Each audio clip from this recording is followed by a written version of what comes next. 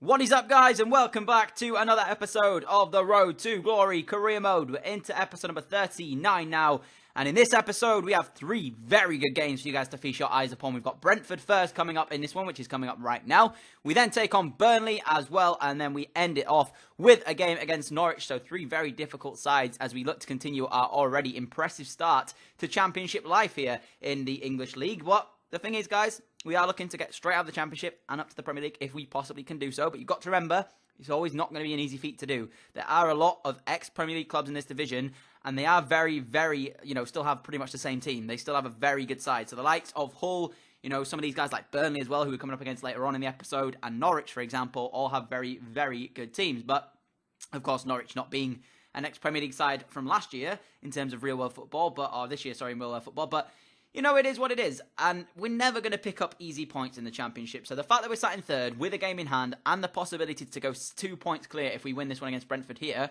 I would say we've had an exceptional start to the season in Championship. You've got to remember as well, we went completely unbeaten in League One. We have continued our unbeaten league form into this season because now, not only are we 46 league campaign or league games unbeaten last year, we are also unbeaten in, I think, 6 in this year. So that's very good to see as well. So in terms of that, I couldn't be happier. So right now, our unbeaten run is continuing. And when it eventually stops, guys, and when it finally we get beaten, I will try and work out how many league games we have gone unbeaten. Because, of course, it started in League 2, it continued all the way through League 1, and it started here in the Championship as well. So I want to make sure that I try and find out as many games as I possibly can. But I know for sure, of course, the 46 from last season plus whatever we get in this one. But I want to try and find out how many League 2 games we went unbeaten at the back end of the season. So if I can do that, when we eventually get beaten, I will try my best to do so. So hopefully we'll continue this for as long as possible, but sometimes we may end up losing a game in which we shouldn't lose. But you can see in this one, guys, got off to the perfect start. David Villa, who got us the first goal of our Championship career, if you remember, with this first game. I think it was against Swindon, was it? I can't quite remember off the top of my head, but I believe it was Swindon. He got us off to a good start in that one, in terms of the season. And then he got us off to an even better start in this one. What a strike that is from the veteran striker. He, of course, was a top scorer last season at the club in terms of league goals. He's picked up where he left off last year. Hasn't scored since the opening day of the season, but he's got one there, and that gets him his second Championship goal of the season. So I'm not expecting him to hit the same heights he did last year in League One. It just won't happen because of the fact that A, he's a little bit older than he was, and also this is a much more difficult league compared to what the League One situation was. But we could have been 1-1 in that situation because Brentford ended up striking one against the post there. So I was very lucky to count my blessings and still be 1-0 up in this game. Into the 63rd minute, lovely teamwork move, and Thomas gets on the end of this and makes it 2-0 to us here. Phenomenal little piece of interchangeable passing play, and eventually the strike comes through. It's not the cleanest of efforts, it's curled in the back of the net, and at the end of the day, provided that the ball ends up in the back of the net, I do not care how it ends up going in there. I couldn't care less. It could be a header, it could be the scrappiest finish you've ever seen, a goal's a goal, and at the end of the day, if those goals pick up the points, that's all you care about. So Thomas there making it 2-0 for us, and that surely now wraps up the 3 league points. Sorry, not the 2 league points. 3 league points, which we are currently going to go back on top in terms of the table. So that's very good to see as well. Still unbeaten here, 2 points clear now with that victory, meaning that we move on as table toppers at the moment. We are effectively the ones to beat. So it's a nice thing to have, but then, of course, it's going to make the sort of other teams around us in the league want us to beat us that much more because of the fact we're top of the table and they're chasing us. You've got to remember as well, we've got Burnley coming up right now, and they're possibly going to be one of the teams who will be challenging us for the title. And as well, guys, regarding your suggestions for signings and stuff, I've gone ahead, and a lot of the guys you guys made me put on the shortlist, there's quite a few of them that are very, very low overalls, and I'm talking extremely low.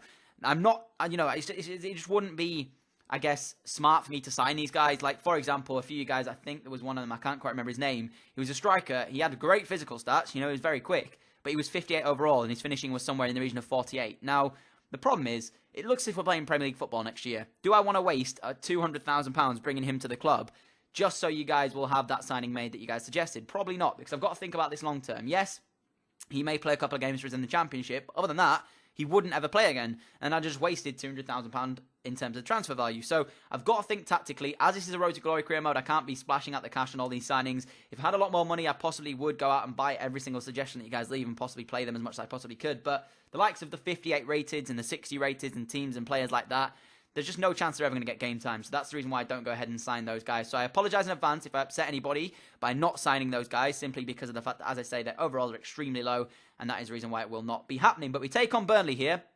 And I just want to turn your attention, actually, they've got Patrick Bamford up front. So they've got a very interesting team in the way of it being possibly one of the more tougher tests we're going to have in the Championship this season. So provided we come out of this the right way, and the right way would be picking up 3 points from this, I see no reason as to why we can't go on and win the Championship. I said at the start, I'll take a top 6 playoff position, try and get up to the Prem through the playoffs. That's what we did with Leeds United in our first season in Championship football. But if we can beat Burnley here, there's no reason why we can't go on and win this division. And 15 minutes in, you can see I held onto the ball for a very, very long time here, just waiting for the passes to open up.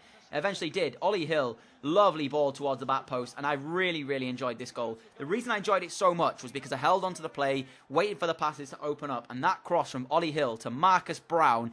Heaton is not an easy keeper to beat. Tom Heaton for Burnley between the sticks is a very difficult keeper to beat. We saw it earlier on in real life.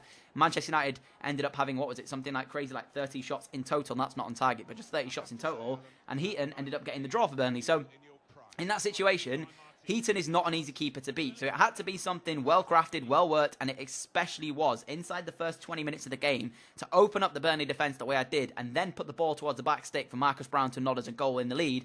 I was absolutely buzzing with the way that goal went in. Very nicely worked goal. Marcus Brown gets himself his first Championship goal of his career, I guess you could say, here at Hartlepool, as Burnley looked to get themselves back in this one. And they had 27 minutes on the clock when they came extremely close to doing so. This is one of my biggest weaknesses in FIFA. I should be clearing that out. I shouldn't try and play it. I shouldn't be trying to be smart about it and trying to pass it around the back and get it out and go on the break. Because at the end of the day, I can see so many times for the situations where I do not clear the ball. And that one there from Burnley was exceptionally close to ending up in the back of the net. It came off the inside of the post there. But you can see, guys, 45 minutes on the clock. A bit of EA aids in the situation. My keeper had it covered. But instead, De Ligt was like, no, it's all mine. Decided to kick it out. And thankfully, got back to the block there. Because if not, I would have been livid to concede that way. So thankfully, it was blocked. It wasn't 1-1 going in at half-time, but it could have been a little bit of 45th minute A's there if Burnley had have got themselves an equaliser. And into the 88th minute we went. It took very long for the second half to really have anything our way.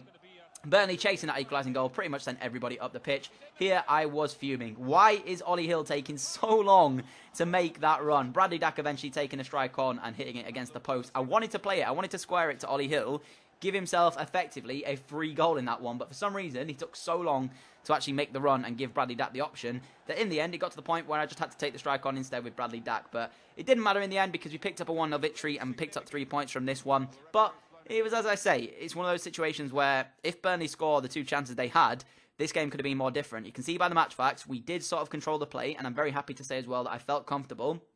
But it's good. It's one thing feeling comfortable, but then all that matters is you get the result. Because at the end of the day, I could feel comfortable in a game and go on to lose a game by 1-0. That's just where it goes. But the fact that we beat Burnley there shows me an indication that this team is good enough to get promotion and possibly even win the Championship title. We're still unbeaten, of course, so we still have that run to keep going. And you can guarantee, guys, it'll probably be one of the sort of teams in the bottom 4 that'll end up stopping our unbeaten run. It's just going to be the way it is. I end up slipping up to the teams I shouldn't slip up against. I normally play quite well against the teams I have to beat and I have to do well against, but then I end up slipping up to situations where I'm too cocky, too confident, don't clear my lines a lot, and I end up scoring or conceding stupid goals. But this one here, EFL Cup game simmed against Oldham Athletic. We are away from home. We end up winning it by 2-0. Thomas and Riera Canadell grabbing themselves a goal in this one. Riera Canadell, can't wait to see what sort of overall he will get to in this series, because we brought him in, if you remember, for £450,000 from, who was he actually from? Was it Celta Vigo or Granada? I can't quite remember off the top of my head, but I know for sure he was from a Spanish team. He came in, great physicals, 5-star skill moves, of course. He has low, but it doesn't seem to affect him all that much, and he is exceptional. He's just exceptional, guys. He's crazy good. And I just need to improve his finishing, and in my opinion, he has everything he needs, barring that finishing, to be a world-class striker. Ollie Hill in there as well, of course. He's just sensational. He is one of the best players we are going to have in this series. And depending on how far we go, there is a possibility that Ollie Hill could become my greatest ever youth academy player. And that's a big statement because, of course, remember Joel Green from the Leeds United one, Lou, who is still in the save there because, of course, we're into Milan right now. I've had a very, sort of solid list of youth academy players come through. I've never had a world-class youth academy player where I've got to the point where I'm just thinking, you know what, I can't sell him under any situation. Green was going to go there, but then in recent years, he's sort of let down in terms of like goals and assists to game ratio. But what I will say is, Ollie Hill is definitely got the potential to become one of my greatest ever youth academy players here in this series. So I'm looking forward to seeing where we can get in terms of that one. You can see the team on your screen before we went into this one against Norwich here. Ollie Hill and David Villa lead the line with Dak in behind. Hill is more deployed as a cam as of late, but he has to play up front today due to fitness reasons. Jovic and Riera Canadell were both very tired in terms of their fitness. It's still a very strong Norwich team. Don't let that fool you in any way as we went into this one. So provided I'm not on my game, provided I'm not playing well, there was that potential for Norwich to upset the balance here and possibly make me lose our first game in league football for a very long while. But 43 minutes on the clock, guys. Nice ball. Ollie Hill gives it back to Anake running through on goal. Can't quite get past the defender. Brings him down in the area. Questionable decision-making from the defender, in all honesty. And does he actually touch him? Because Anake looks as if he's running away from goal there. And the referee gives him a card and points to the spot. If you've watched my series before, how many times do I sit there and talk about penalty kicks? How many times have I missed penalty kicks in series before? If you're a betting man, there's one outcome from this, and that is once again a penalty kick missed. I literally cannot score them. I just genuinely, either the keeper guesses right, or I mess it up tremendously bad. Penalty kicks are one of my weakest points in this game, and yet again, another missed penalty kick. I just genuinely don't know what to tell you guys. Every time I get a penalty, I don't know if it's my mindset before I'm taking the spot kick, because I'm half telling myself I'm going to miss before I even take the pen, or if it's just I'm that bad that I can't score them, because the keeper seems to guess always right. But from now on, I'm going down the middle every single time in this career mode and in career mode. If he saves it, he saves it. At least I know it's going to be on target. But you can guarantee the one time I go down the middle, he's going to stay down the middle instead of diving. And it's just going to be so frustrating. But this one, guys, I made a change. Brought on Riera Canadell, said, come on, man, you've got the legs, you've got the pace, you've got the finishing to be able to grab me and win it in this one. And 75 minutes on the clock. We win the header. It comes into the path now of Tajara, who flicks it through to Riera Canadell off the bench. Canadell special. 15 minutes left on the clock. Hartlepool 1, Norwich City 0. A missed penalty which could have come back to Ruas here, but Canadell says no. The hero comes off the bench yet again, and the young Spanish striker does what he does best, firing low and hard into that corner past John Ruddy. In all honesty, Norwich were poor. They didn't deserve the win out of today's game. They didn't really create anything in the way of chances. That's why you haven't seen anything for them, but we didn't really do too much either. Other than the penalty kick, we were poor as well. So the fact that I played poor, I'm potentially going to get the win out of this game by taking the lead there with Riera Canadell. I was happy because, like I said, the stuff of champions is if when you're playing badly, you can still get results here and there. And the fact that Riera Canadell came off the bench, of course, he's been good for us, and yet again, he has been a hero, an unsung hero for us again. Riera Canadell special. Seems as though he's like that type of player that he's just an impact player whenever you need him. And at 84 minutes in, we managed to go 2-0 up, so in the end, it doesn't look as if we really struggled in this game, but we did, I can tell you that for sure. Now, Thomas finishing that one off very nicely after making a nice run down the left-hand side and getting played in. Eventually, the strike comes in into the bottom corner, 5 minutes left on the clock, and it looks as if the points are coming back with us. Very commanding performance after the 90 minutes were up. Not so much in the first half, not so much in the early part of the second, but for the last 15 minutes, we were absolutely phenomenal, and Thomas wrapping up what has been a very good episode in terms of results for us. 3 victories out of the episode in today, so that's 9 points out of a possible 9 as well.